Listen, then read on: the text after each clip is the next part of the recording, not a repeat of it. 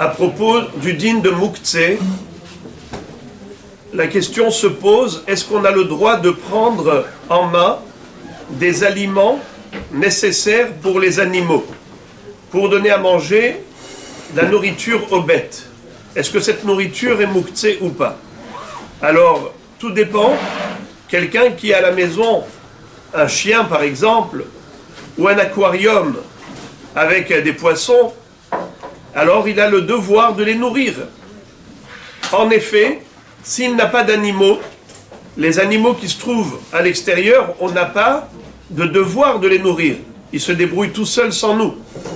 De ce fait, prendre des choses pour aller les nourrir, on n'a pas le droit. C'est une tirha be Shabbat, c'est une fatigue inutile pendant Shabbat, car ce devoir ne lui incombe pas.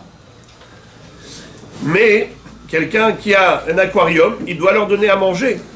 Alors même si par exemple, il leur donne des graines qui ont été élaborées spécialement pour eux, ou bien des poissons morts, des petits poissons morts qu'on donne à des grands poissons vivants, eh bien c'est permis, ce n'est pas Moukhtse. Pourquoi? Parce qu'il a le devoir de les nourrir. D'ailleurs même, cette obligation de donner à manger aux animaux précède son propre repas. Et comme c'est écrit dans la Torah, Livhemtecha ve'achalta ve'sabata. D'abord, donne à manger à ta bête, et après tu vas manger toi. Tu n'as pas le droit d'aller manger avant de t'occuper de la nourrir. C'est vrai que les poissons, les petits poissons, vous leur donnez à manger juste un jour sur deux. Je ne sais pas si vous avez déjà acheté un aquarium. Alors, il faut leur donner à manger un jour sur deux. Parce qu'une surcharge pondérale, ça pourrait leur causer problème. Alors, pareil, maintenant, au niveau du Moukhtse de la bête elle-même. Est-ce que la bête elle-même, on a le droit de la transporter pendant le Shabbat? Interdit. C'est Moukhtse.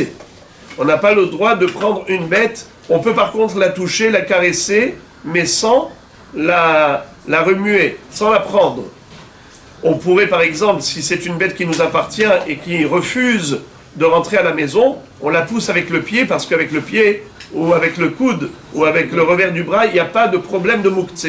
Le Moukhtse, c'est de prendre avec la paume de la main.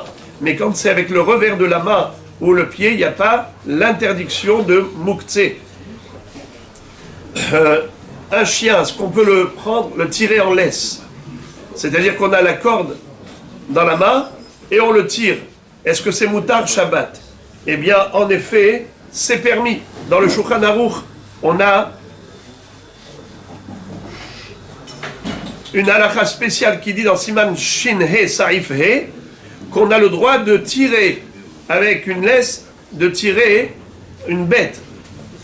Alors, donc on a compris que la bête elle-même, je ne peux pas la prendre, je ne peux pas la prendre dans les mains, mais de tirer la laisse, c'est moutard. Pourquoi? Parce que je ne soulève pas toute la bête. C'est juste une partie qui est liée à la bête. Donc je répète, dans le Shulchan Aruch, Siman Shin Chet Saif même, il dit clairement qu'il est interdit de soulever une bête. Et le même Shulchan Aruch dans Siman Shin He Saif He nous dit qu'il est permis de tirer donc la ceinture, la sangle, la laisse avec laquelle on peut guider le chien. Alors, on a compris quelques halakhot qui sont relatives aux animaux par rapport au Moukhtse pendant Shabbat. Donc, même lorsqu'on dit que c'est permis de tirer, c'est uniquement parce que c'est pour le besoin de la bête, dans le sens où elle risquerait de s'évader, de s'égarer. Donc on la ramène à la maison, c'est pour cela qu'on nous permet de la tenir en laisse. Bruchim tiyu.